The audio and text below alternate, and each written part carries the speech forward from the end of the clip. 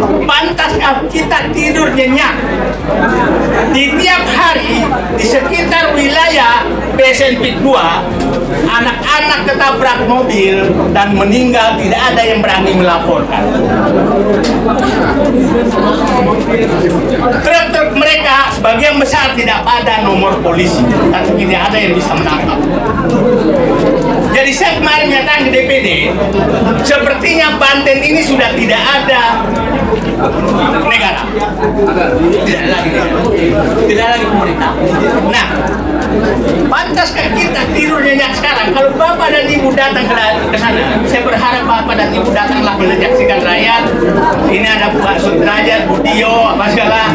Kita lihat menangis kita. Bagaimana kita tidur nyenyak sementara saudara kita berderu mobil-mobil truk, bulldozer di samping rumahnya dia untuk menguruk rumah dia tanpa ganti rugi. Bisakah tidur kita nyenyak pada saat petani tidak lagi bisa menggarap sawahnya karena setiap saat bisa diuruk?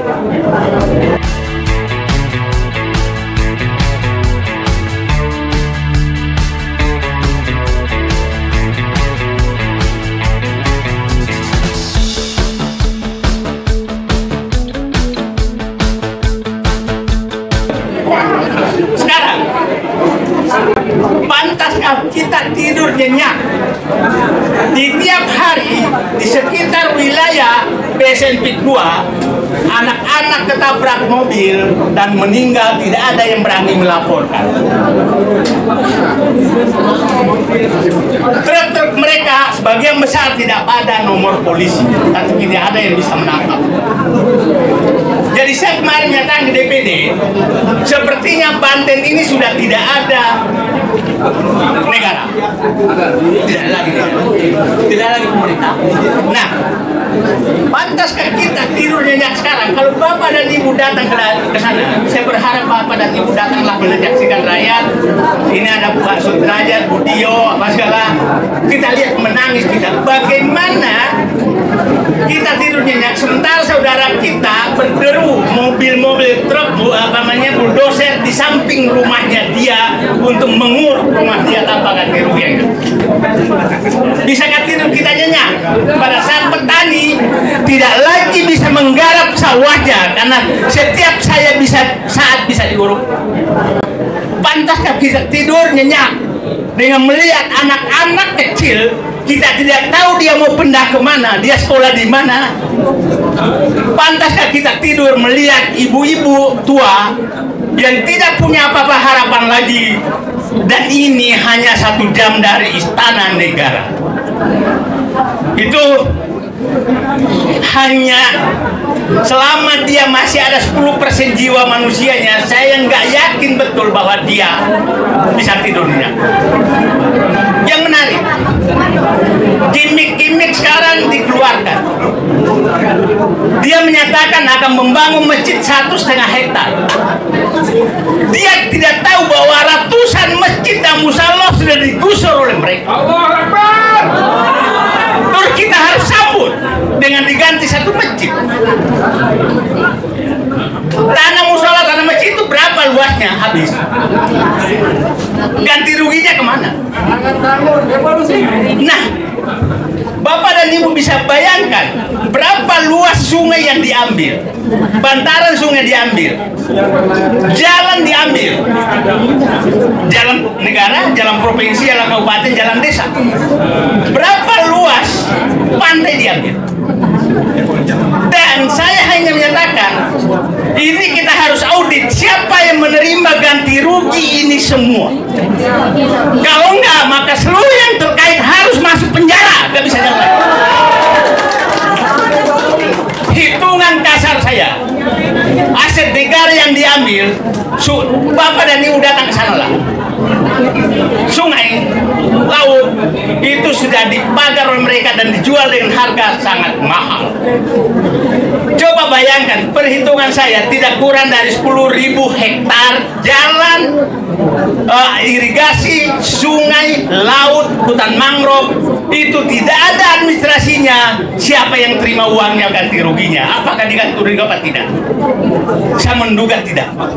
Oke? Nah, bikin gimmick lagi. Menteri Perumahan Rakyat menyatakan menyumbang 2,5 hektar dan mengundang aguan untuk membangun 250 rumah. Hitungannya sederhana. Kalau tanah itu diambil dari hasil pembebasan, penggusuran, maka 2,5 hektar itu nilainya 1,25 miliar. Oke, 1,25 miliar, satu Alphard aja nggak cukup. Tapi upacaranya kayak apa, kan? Terus 250 rumah itu kira-kira 60 miliar biayanya. Nah, 60 miliar itu hanya sama dengan 2.500 tanah dia jual meter, padahal dia sudah ngambil puluhan ribu hektar. Terus kita harus tepuk tangan. Oke? Nah, ini kita harus buka semua supaya publik paham bahwa jangan terpengaruh sama gimmick-gimmick yang seperti ini. Oke? Terakhir saya menyatakan, saya tidak anti pembangunan Banten. Saya tidak anti pembangunan manapun. Yang saya anti adalah orang ada bebas berbuat zalim di negeri ini dan kita semua diam. Dia berbuat zalim, dia tidak adil, menggusur rakyat, tapi kita diam. Itu yang saya. Jadi nanti yang kira-kira insya Allah kita masuk surga semua. Kalau ada di antara ruangan ini nggak ada di surga, maka kita cari dia untuk manggil masuk surga. Karena hanya orang-orang ini yang saya anggap, ya kecuali Intel, kalau Intel itu kerjaan Anda. Nah, terakhir saya ingin menyatakan, mengadministrasikan 10 masalah Pantai Indah Kapuk. Saya ini terpublikasi untuk kita ikut itu. 1. Batasan PSN itu tidak ada sama sekali. Tapi diakui semua, seakan-akan semua lokasi yang diinginkan itu adalah PSN. PSN yang sebenarnya katanya informasinya dan tidak terbuka itu hanya 1.700 hektar. Kalau 1.700 hektar, maka Kecamatan Kosambi pun sudah lebih luas dari 1.700 hektar. Tidak perlu nambah lagi. Jadi saya minta orang-orang Banten, setiap ada pembebasan tanya mana batasan PSN. Oke, nggak jelas. Yang kedua, izin lokasi tidak jelas. Tidak ada juga tahu izin lokasinya mana. Jadi seakan-akan manapun yang diinginkan itu yang terjadi. Yang ketiga, yang kedua adalah ini yang dikatakan Pak Prabowo ini eksklusif dan bisa negara dalam negara. Karena perhitungan saya, kalau dari Kosambi sampai Bontang sana saja, sampai Merak sana itu minimal 100.000 hektar. Luas Singapura hanya 73.000 hektar. Jadi jauh lebih luas dari Singapura. Yang ketiga adalah pengambilan aset negara yang saya sudah jelaskan tadi. Itu banyak sekali aset negara yang diambil. Yang keempat adalah penurunan NJOP. Yang menarik penurunan NJOP. Nah, saya punya tanah di sana. Waktu 2007 ganti rugi PLN di dekat tanah saya itu 250.000 rupiah. 2007 berapa tahun lalu tuh? 13 tahun lalu.